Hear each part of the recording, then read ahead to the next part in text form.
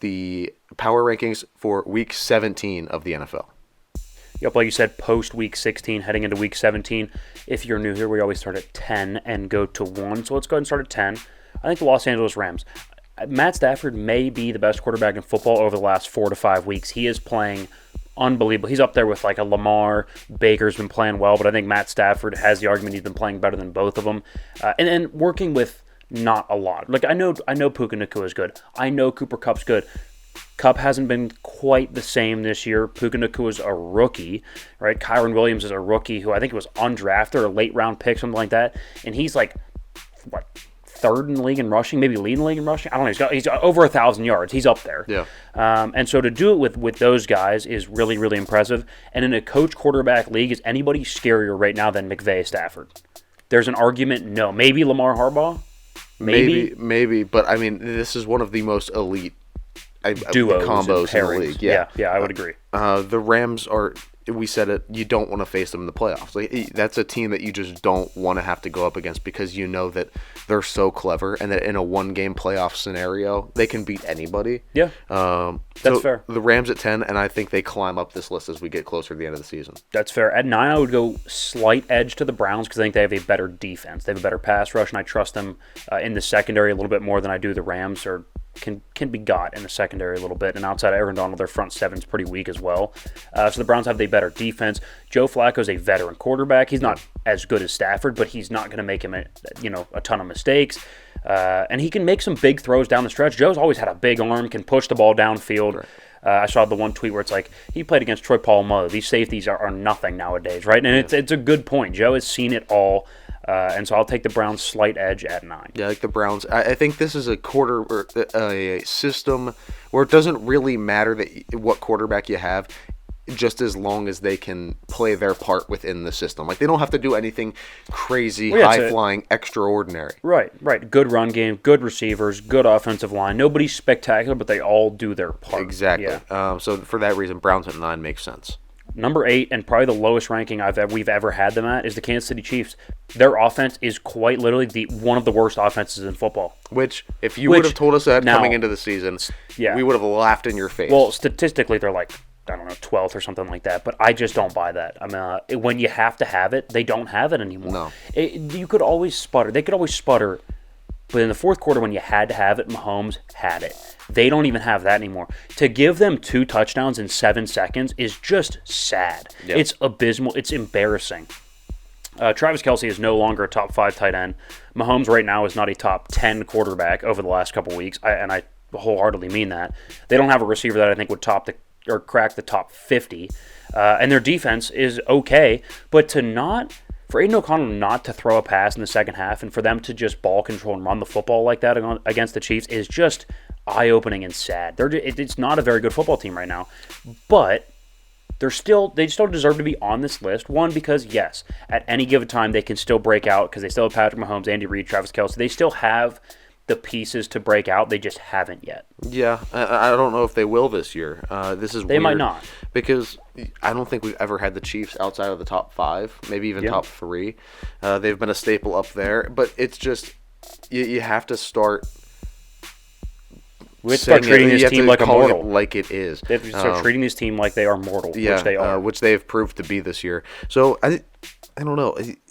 Could I see them moving up? Maybe, but I see them more on the downslope than anything else right now. I think they're lucky to be on the list this week, and they could fall off by the time we get to the playoffs. I would agree. Number 7, the Cowboys. I mean, I've been not a Dak supporter. I've been more of a Dak cynic. I've been more of a Cowboy cynic, and then I started being like, well, Mike McCarthy's pretty good, and maybe Dak is the MVP. Well, they're surprised for a couple weeks there, and then of course 2 weeks in a row they lay absolute eggs. I mean, look, Miami's good. It's a good Miami team, but to be out physicaled by a finesse team is eye-opening for me. Mm-hmm. And for them to just control the game on the ground like that is just, that's wild. Did you see that picture of Tony Pollard, how he didn't score on that touchdown? Yeah.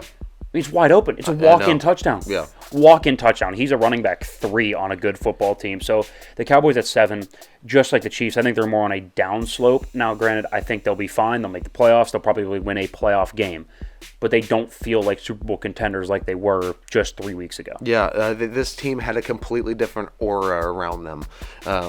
the last time we did these rankings. I mean, this team was top of the board, didn't want to face the Cowboys. We saw them come out for a 2, 3, 4 week stretch there where they were just putting everybody away. Dak was the front runner for the MVP. Yeah. Nothing was going wrong in Dallas. And then now we've seen them plummet back to earth these last 2 weeks and plummet down the power rankings. They're more Miami than Miami is. Against good teams, the Cowboys shrink. Yeah, they do. Point blank. And especially against good AFC teams, they shrink. Yeah, that's true.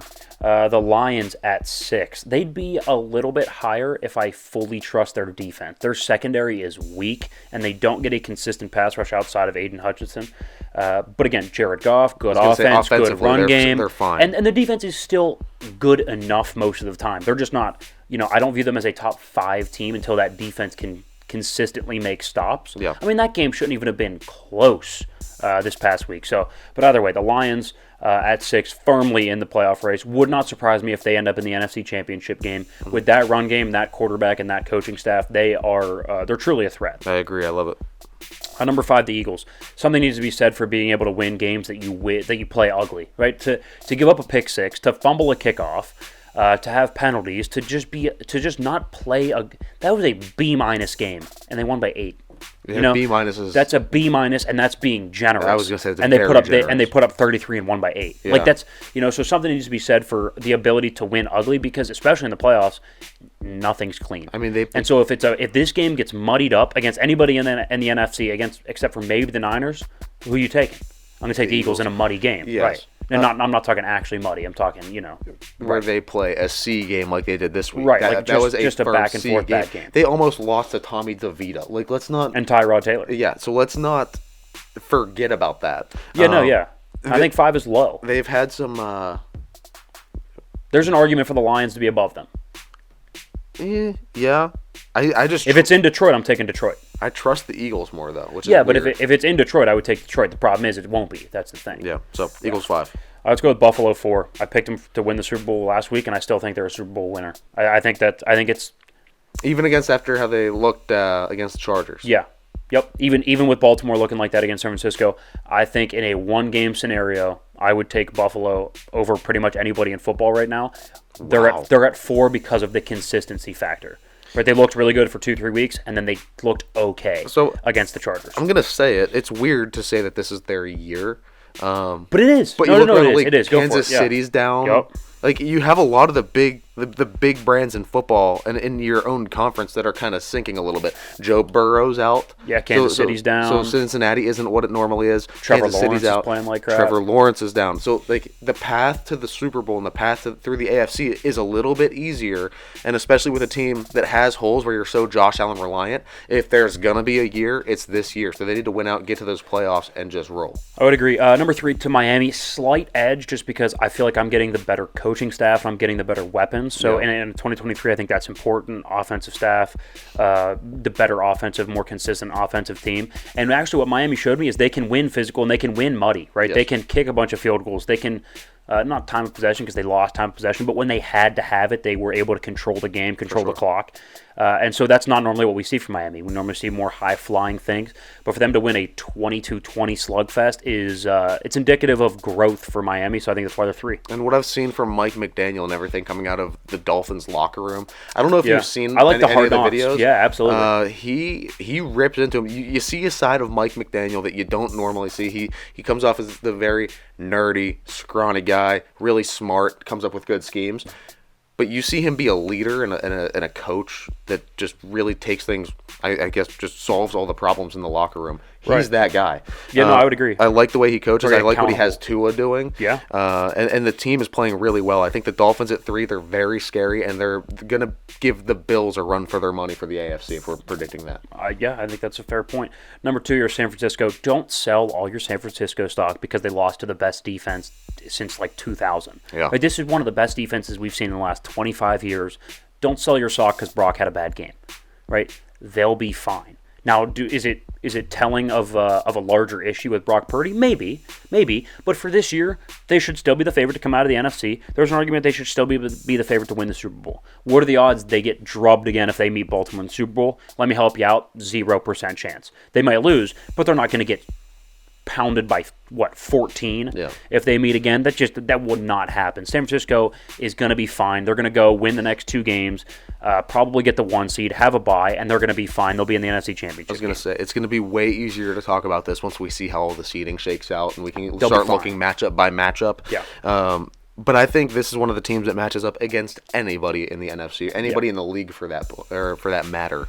The 49ers will find their way. They have enough talent to do it. It's a tough game. So what? It's the 49ers. Rinse and repeat. And again, I would punish them if they lost to a team farther down the list, but they lost to, and that brings us to our number 1 team, the Baltimore Ravens. Again, they probably have the MVP on their team.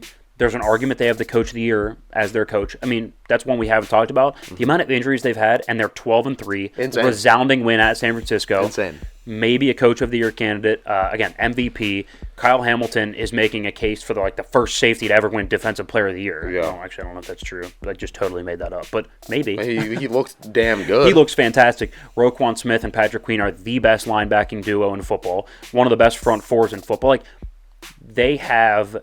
find me the hole in the roster. I'd love for them to be a little deeper at running back, but because they've had injuries. But they always have injuries. It's running back. This is like their healthiest year in forever, too, by the way. Right. I like the receivers. I like the offensive line. I like Lamar, obviously. I like the entire defense. Maybe their second corner could be a little weak. Okay. Same with everybody in football. Yeah. Everybody would love 2 lockdown corners. They don't exist.